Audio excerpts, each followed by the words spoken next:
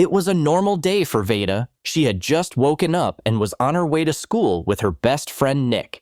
This time, however, she received a disturbing message from her younger sister Amelia. Veda ran out into the hallway and found out that Amelia's period had started, and she was very worried about it. In response, her sister tried to joke and promised to tell her about all the details of this issue in the evening.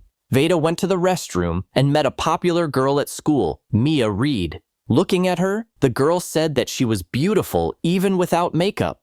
At that moment, shots from a gun were heard in the corridor, and the girls ran into one of the toilet stalls to hide. This went on for a very long time, and Veda realized that she was unlikely to survive. She sent a farewell message to someone. Later, another student, Quentin, ran into the restroom. Later, it turned out that the shooter had killed Quentin's younger brother in front of the school. Finally, the police arrived, and the perpetrator was killed. However, the incident deeply affected Veda, who could not recover from the shock for a long time. The next night, she found Mia on social media and decided to write to her. After talking to her, Veda found out that her parents were in Japan, and she was alone at home. She was very scared, so she gave Mia her phone number and said that she could come to her. The girl woke up from a nightmare. In the morning, she goes to see Nick, who recalls these terrible events. He thinks that maybe he survived yesterday in order to somehow prevent something like this from happening in the future.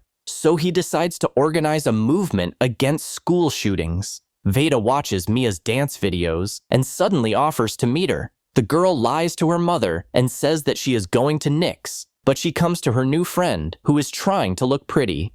Veda is delighted with the videos she has watched with Mia and tells her that brother Quentin's funeral is scheduled for tomorrow and she wants to go. Mia offers to go with her, and their presence is very encouraging for the boy who went through a terrible event with them. Veda even brings home a mourning card and puts it in the box. Over time, it contains similar cards from other people who died on the day of the tragedy. Veda continues to tremble at what happened, but one day, Mia writes to her and invites her to visit again. This is how the girl finds out that her friend, despite her outward attractiveness, does not like parties. She spends all her free time dancing, which she used to do every day before the incident at school. At night, Mia asks Veda to sit with her until she falls asleep. On the way home, she apologizes to Nick for not going to the protest march he was speaking at. The next day, Nick leaves for a rally in another city, and Veda's mother suggests that she see a psychiatrist. The girl listens to her mother and does as she says. However, during the session, she cannot open up to the psychologist and just says that she is fine. At home, while Mia was filming a dance video, Veda writes to Quentin. He wants to thank her once again for coming to his brother's funeral and suggests that they meet. However, in the cafe, the young people are silent until the girl offers the boy a hug.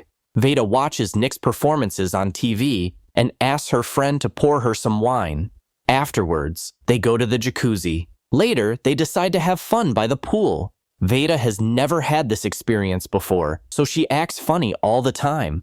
At home, she does not communicate with her mother and is even more irritated when she suggests that she go back to school, especially since her parents have allowed her to stay home as long as she needs. Nevertheless, Veda returns to school but is terrified to go to the bathroom and does so outside when she accidentally steps on a jar. The next day, she buys specific medications and sits in class in a changed state. In the same state, Veda bites her pen and gets ink all over her face and goes out into the corridor. The girl becomes even more stressed, and she writes to Nick to help her. A friend finds Veda and takes her home. Amelia tries to ask her sister what happened. However, as usual, she simply ignores her. In the morning, Quentin calls the girl and tells her that yesterday she wrote him strange messages in an altered state. Veda invites him to visit her in the evening and watch a movie. The guy agrees and comes to his girlfriend's house.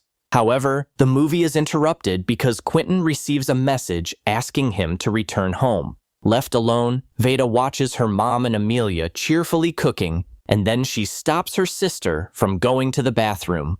In the evening, the girl lies again, saying that she is going to Nick's. In fact, she is going to Mia's, with whom she is sitting in the sauna. It turns out that neither of them has ever had a relationship with a guy before. As a result, their friendship grows even stronger. They go for a walk. At night, while staying at Mia's, the girls decide to try something new. In the morning, Veda realizes that something has happened between them and goes home, where she is met by her worried family who could not reach her. Her relationship with Nick also breaks down, as he had called earlier looking for her.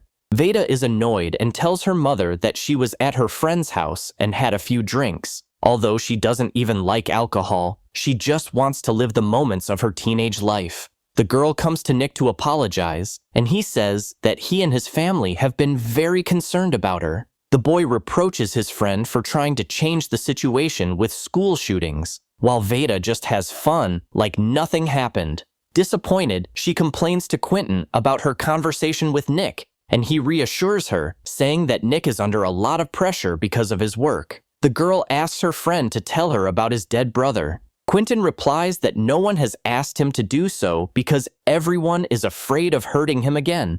The boy tells her everything, and then Veda kisses him. However, Quentin quickly pulls the girl away, saying that he is not emotionally ready for a relationship. As a result, a disappointed Veda gets out of the car and receives a message from Mia, who is angry with her. At night, her sister gets into bed with her to talk. It turns out that despite all her indifference, Amelia really misses talking to her sister. All this time, she has been blaming herself for writing a letter about her womanhood, which led to Veda being in the corridor where she could have been killed just like her brother Quentin. The sister replies that sitting in that booth, she was sure she was going to die and realized that she might have time to write one last message to only one person. That person was Amelia, and the message read, "I love you too." The sisters fall asleep together, and the next day, her father takes Veda to the countryside. When Veda accidentally says a swear word while talking about what happened, the father suggests that they both shout. After that, both father and daughter feel better. Veda decides to go to Mia's house and finds her half drunk in the sauna.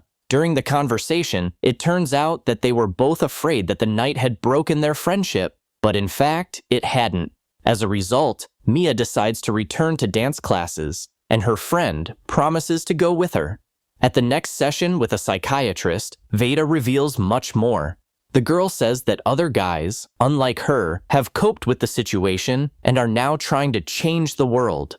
For some time, Veda wondered if there could be some reason why she survived that day and the others did not. And now she realizes that there was no such reason, just as there was no reason for anyone to die. Veda hugs her mother for the first time in a long time and finally tells her about alcohol, drugs, and the night she spent with the girl, which prompts the embarrassed woman to pour herself a large portion of wine.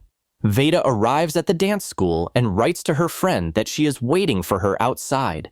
After that, the happy girl looks up at the sky until suddenly she receives a message about another school shooting in Ohio, which triggers another panic attack.